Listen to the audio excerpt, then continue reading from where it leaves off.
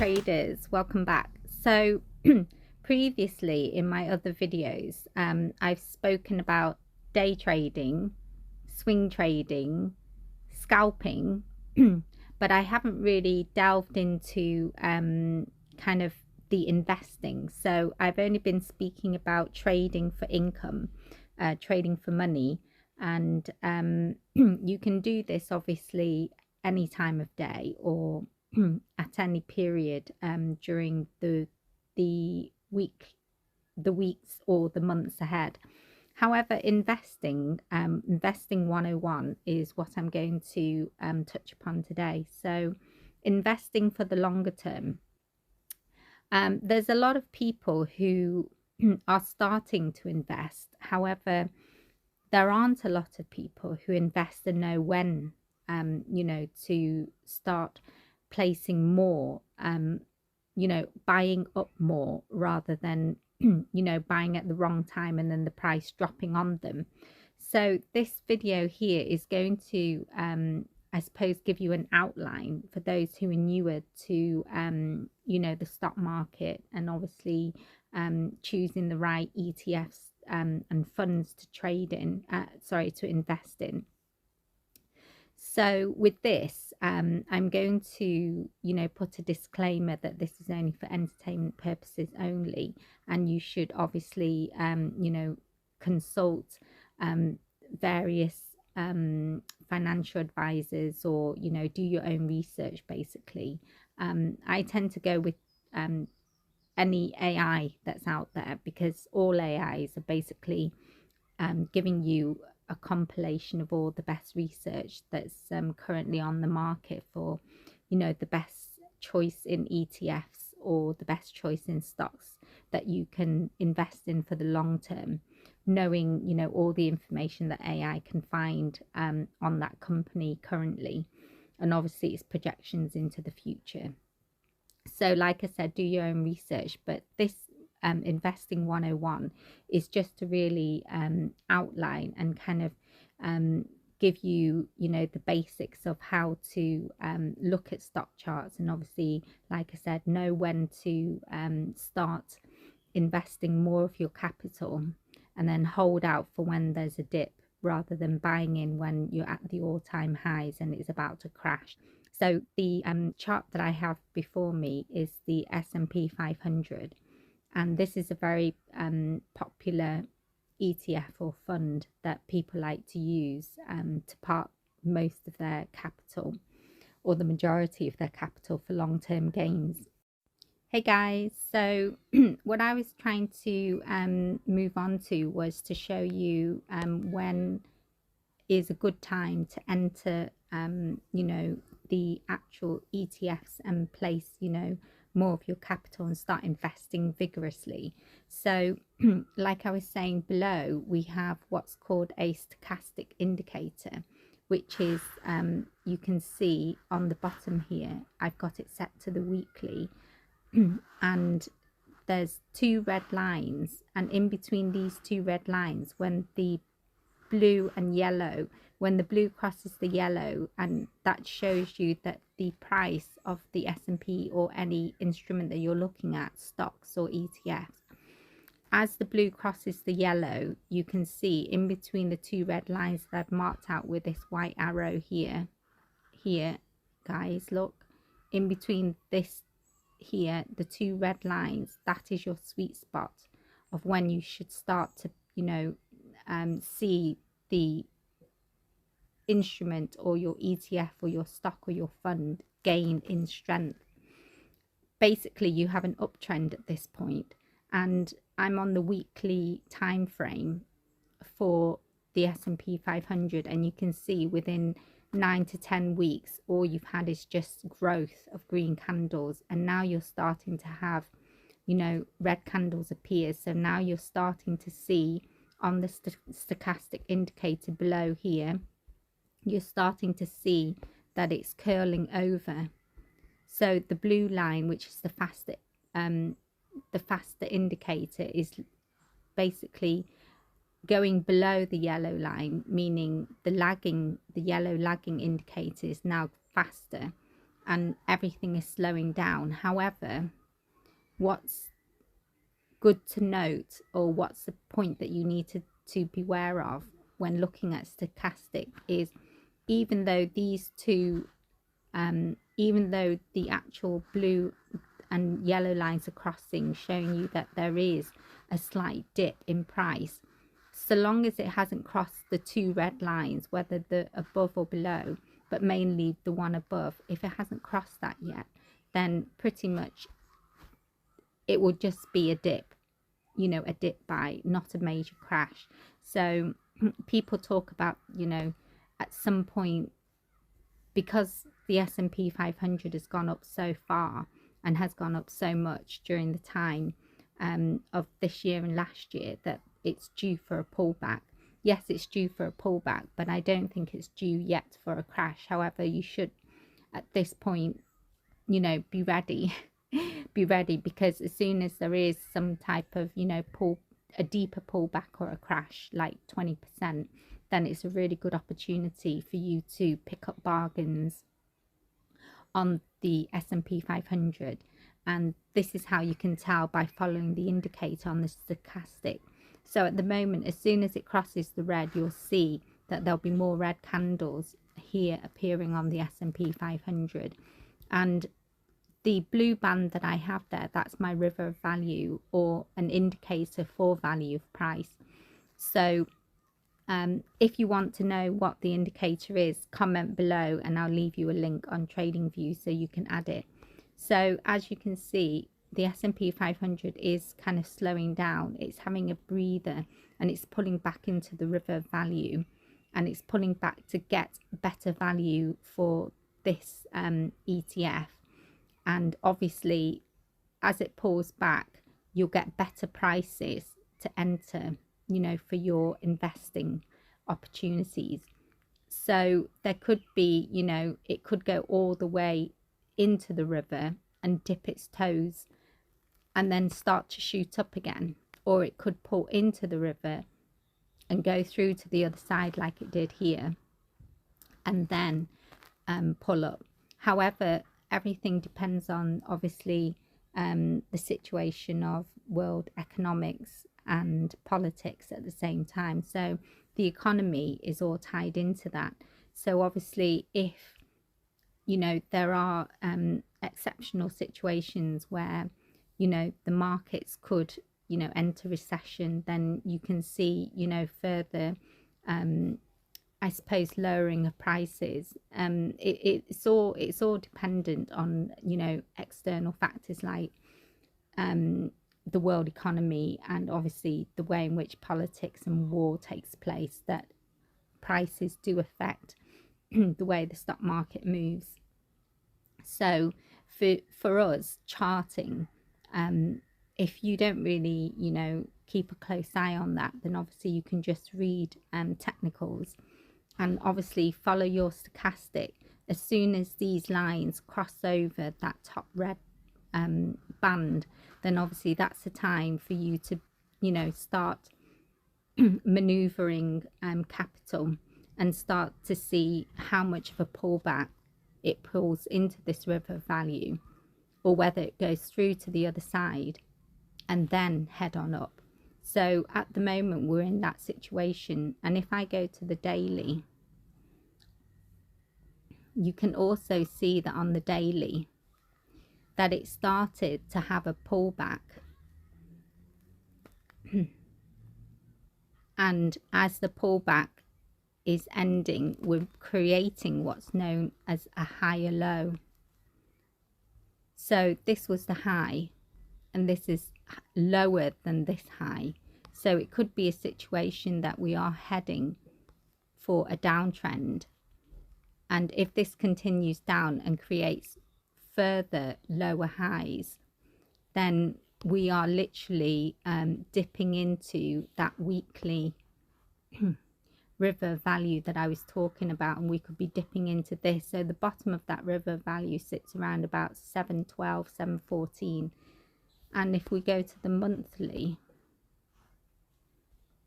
you can see on the monthly we are And by the way, guys, in Investing 101, we don't need to look at small time frames. We focus mainly on the daily, the weekly, the monthly, and this gives us better indication, you know, in terms of long-term investing, how the stock is looking. So on the monthly, you can see that S&P 500 is just pulling back nicely. It's having every time it rallies, it has a breather. And at the moment, we're only 2 candles into the monthly. I mean, here you can see that the monthly candles do last for some time. I'm on the monthly time frame, and each of these monthly candles is a month. So that's 1 month, 2, 3, 4, 5, 6. And if you look back in time, each of the monthly does cycle for some time before there is a small pullback. Like here, you can see it was coming out of a downtrend or a pullback, and as it was doing that, it's obviously climbing. So with the climb, there is, you know, a small dip, and then it will continue to rally up. So each time it rallies up, there is, you know, a slight pullback. So on here you can see that the river value is way below. It's between the lowest value 700, between 644 and 700. So we're ways away from that. So it could just be that this is a small pullback to the 714.16 level before we continue on up. But as I say, it's all in relation to what's happening with the economy and with you know, the US dollar, and with all the world politics that takes place, that affects how fast or slow or how much of a pullback we'll get with these ETFs and stocks. And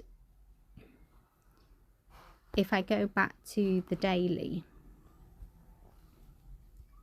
so it's just kind of following this, and then following what I'm mentioning about looking at the stochastics below. And as you can see, in general, over time, unless you have a major recession in the economy, like back here in 2025, there was, you know, a major setback, then it's not really going to fall through the stochastic indicator. So at the moment, it's hovering above this upper band. So until it crosses this upper band, I wouldn't bother to invest at the moment. Obviously, you can still DCA, but I'd save the majority of your money until when there's more of a pullback or a crossing of lines through this upper band, meaning there is, you know, more of a possibility of, you know, bargain prices, I suppose you can term it. But for now, it looks as though on the monthly, it's just chugging along quite nicely. And on the weekly and on the daily, because the daily, it's still, it can bounce. What I'm trying to say is these trending lines here can bounce above this upper zone for some time. I mean, it can bounce for some time before it decides to cross. So we could be in a situation where we're just holding these levels, and it could just be sideways action for some time before, you know, the world decides whether it's stable enough to keep on investing, I suppose. And anyway, that's just a really useful way of knowing when to enter stocks at a reasonable, fair value, well, very good value price. And obviously at that point you can load up your portfolio, you know, with all the research that you've done in terms of, you know, the best performing ETFs over time, and obviously the stocks that you've researched and you've, you know, felt that is good long-term investments. You can use the stochastic indicator, and I'll show you how to set that up, by the way. So I have it set on this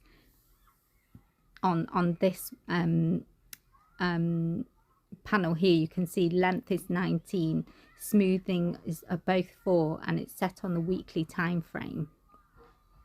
And then for style, I have it set like so. So just follow, you know, add this to your trading view indicator to follow along with stochastics. And I have 2. I have one that's set for the weekly, and I have one that's set for the daily. And with the daily one, I have this one set for trading, but also you can use the daily one, you know, for your investing purposes as well. So the daily stochastic is just the same. I have just different colors, but it's showing me the same thing. So on the daily, you can see that it started to curl. It's basically telling me on the daily as I'm trading that the S&P 500 has had a dip, and you can see where the sweet spot is on the stochastic. It's starting to, you know, drop into that, and we're coming out of that. However, it's like I said on the chart, it's creating a lower high. So as it's creating this lower high, you can see the stochastic, it's still dropping. So there's more of a price. What I'm trying to say is on the stochastic, it's telling you there's more of a price drop to come. So everything is trending downwards. The red line is below the yellow line, and it was up for a bit. However, that was just a small retracement, but now it's starting to, you know, trend downwards because it's slowing down again. So we'll keep an eye on this. I mean, it could be that it could hit this midpoint and start to make its way back up, but that's something to track over time. And the settings for the daily is the same, but just different colors, so I can tell the difference between the weekly and the daily. However, the inputs for the daily is 10 and 3 and 3, and the time frame set on daily. But when I'm trading, I will set it on a 15-minute time frame for trading, and I'll show you why. So when I'm trading, I have a shorter time frame to see what's happening. So say looking at yesterday's price point for the S&P 500, if you were trading this on the stochastic below, you can see that as it was going up and you saw the first red candle, you can see that the chart below the stochastic was telling you that there is a downtrend approaching on this red candle because it was crossing over the yellow line. So then you knew that this next candle was going to be red, so you'd be ready for a red trade to go down.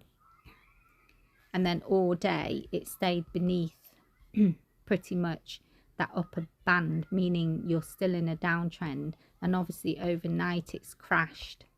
It's had you know, a gap down, and with this gap down, it's obviously much lower in price now. So everything at the moment seems to be downtrending, so we're in a bit of a downtrend at the moment. Anyways, guys, that was just I'm just deviating from investing here. So stochastic can be really useful, and if you have those two set up on TradingView, you can start to analyze, you know, your stocks, and you can start to understand when is a good time to add more to your stocks, you know, buy more. When is a good time? Hang on, I'm just trying to, oh, that volume isn't going. Okay, guys, so all I'm trying to show you is there is a time to add more to your stocks, and there is a time to, you know, not really buy as much. So if you're going to be DCAing in, then obviously, you know, be aware of this. Don't DCA at the time when price is really high and you're about to, you know, have a dip. So the stochastic indicator allows you to visualize this on the daily and on the weekly time frame. And when you're investing, the daily and the weekly is your best friend. So when you're investing, always stick to the daily time frame and the weekly time frame. And obviously use, you know, AI, use all the AI tools out there like ChatGPT or Gemini or whichever one that you enjoy using and that, you know, has more of your financial history.